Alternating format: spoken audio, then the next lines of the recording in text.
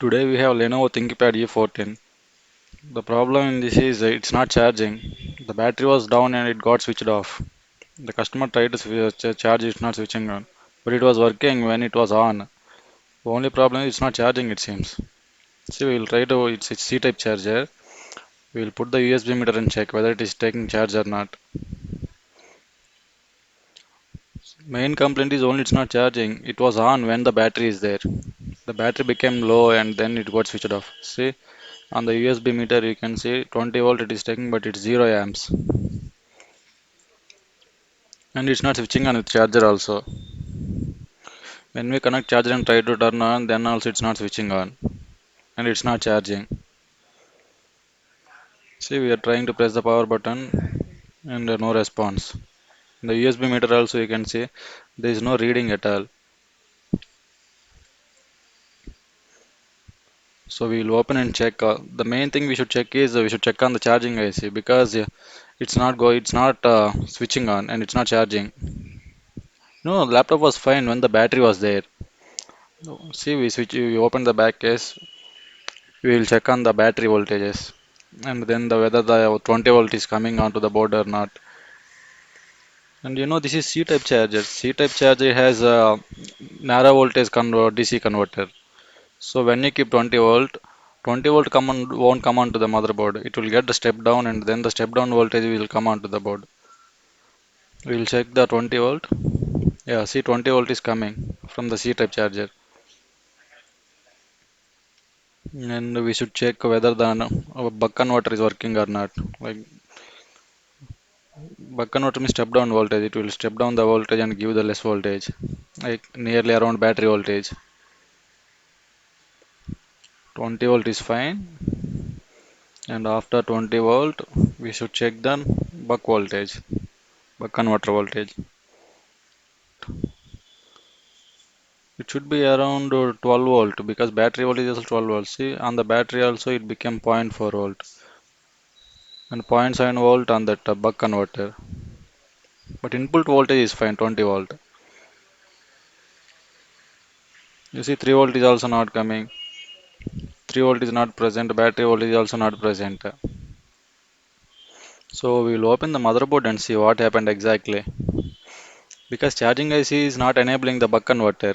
That's why buck converter voltage is not coming, not present. So we opened the board. We'll directly go to the charging IC. We'll check where charging IC is there.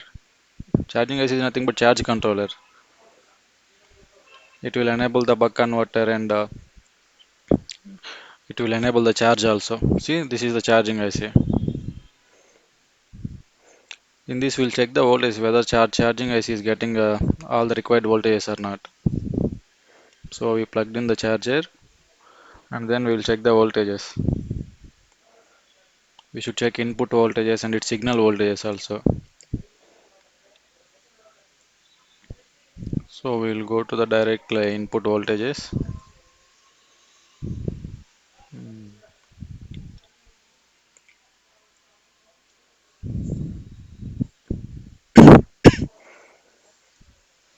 See here 20 volt is coming to charging IC and this pin also 20 volt is there. Yeah, 20 volt is present to the charging IC and then we will go for the next signal.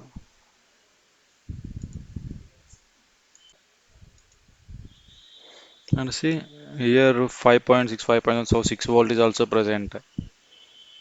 Next, uh, here it should be around 3.3 volt, 2.8, 3 volt it should be. Here it is only 2.2 volt is present. When 6 volt is present here, 5.76 volt, it should be 2.8 to 3 volt. But here only it is coming zero point 0.2 volt. So there is a voltage divider here. Resist voltage divider is a resistor bridge. So we'll check. I think one of the resistors might has failed. That's why divider voltage is not present here.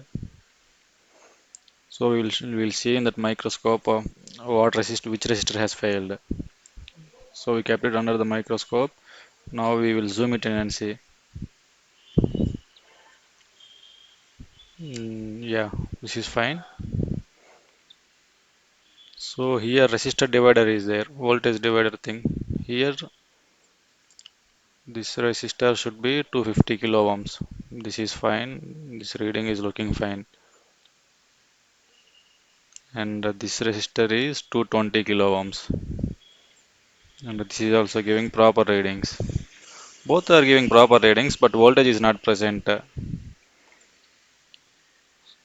See, this resistor is fine. What we expected was one of the resistors might have failed. So what happens is when voltage is present, that time the resistor might go wrong. So we'll remove this resistor and check. We'll replace this resistor with a new resistor because the voltage is not present here after that. This is a 220 kilo ohm resistor and it is very small resistor. We should be very careful while removing and all because these are like very micro level. With naked eye we can't see, so we use microscope for this type of things. And soldering also you see with solar iron once you keep just it came out. With that much small resistor it is. And we took another resistor from another small board and see we are trying to fit it, but exact size resistor is not available.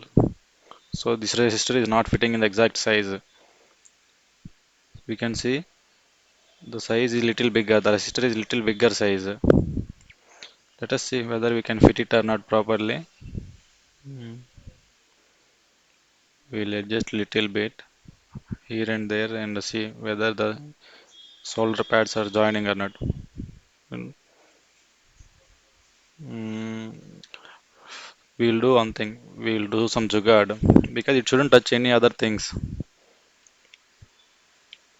So we'll clean the solder flux and we. This is the jugaad when we don't have exact size components.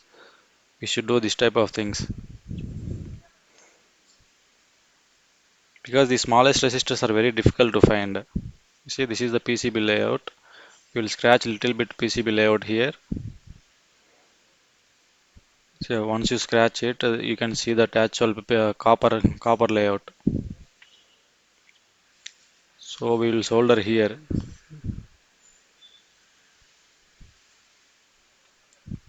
We will put it at certain angle. First we have to solder that solder pad also. Otherwise, if we directly put resistor, it won't get soldered. So the scratched part, we'll resolder it again.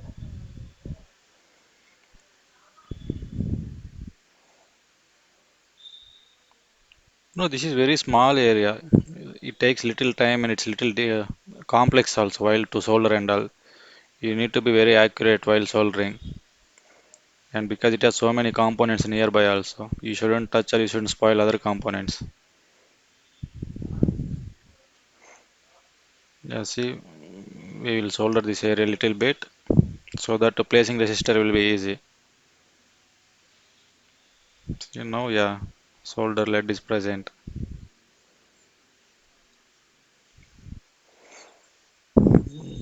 Now we'll try to place this in certain angle.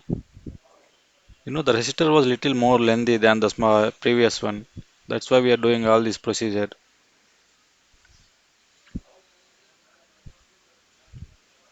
So instead of placing horizontal, we will place the resistor at certain angle. Now you will see how we are going to place it. See that resistor we will take and we have to place it at certain angle. See, you can see the resistor how small it is. With the tweezer also, it's not even the holding properly. That much small it is. See, in this angle we will place. We'll put little flux and then we'll put the hot blower.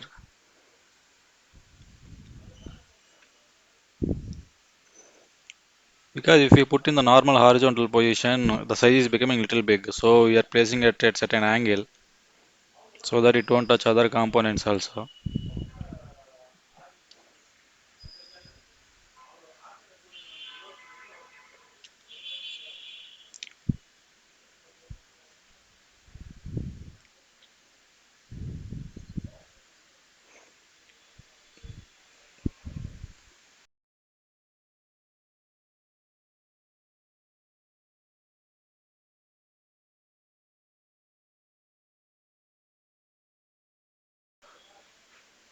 the resistor will get spoiled. If you put little more heat also, it will get spoiled.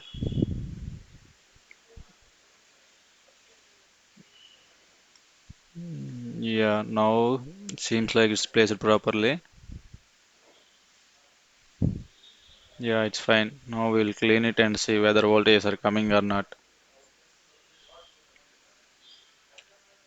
If you miss any signal in the laptop motherboard, it will give some problem. Even small voltage can cause the motherboard to die. So that's why we have to check each and every signal according to the problem. Let us see the resistance value here. Yeah, it's fine. This is also fine. Now we will check the voltages because initially also this resistor was fine when we checked it like this, but voltage was not coming. So see, now soldering is done. We'll check the voltage directly here.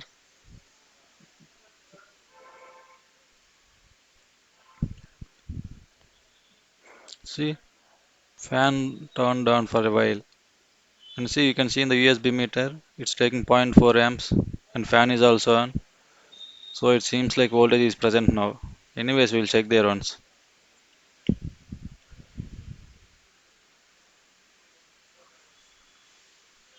See, 2.8 volt, 2.77. So after replacing that resistor, the signal is coming. So that resistor has failed. Now you see, it's fine. This is the signal that enables the buck converter. And the motherboard is already turned on. So Lenovo motherboard has a specialty. When you connect the charger and once you remove CMOS battery is removed, it will turn on automatically. Now you can see whether buck converter is working or not. See 9 volt. Initially it was 1.8 volt, 2 volt around. Now after buck converter is enabled, 9 volt is coming. And see 20 volt is present anyways. And buck converter is there. And this 9 volt battery voltage is the one that is going to the entire board. If that voltage was not present, that's why motherboard was not turning on before. Now we will assemble the laptop and see display. So we assemble the motherboard no, and we connect to the charger. Laptop is already turned on because the CMOS battery is removed. So you can see in the USB meter it's taking 1.9 amp and charging light is also present.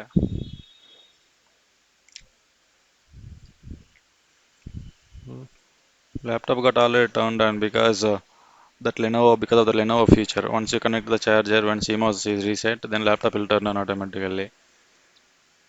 So we'll turn it off and turn it on again.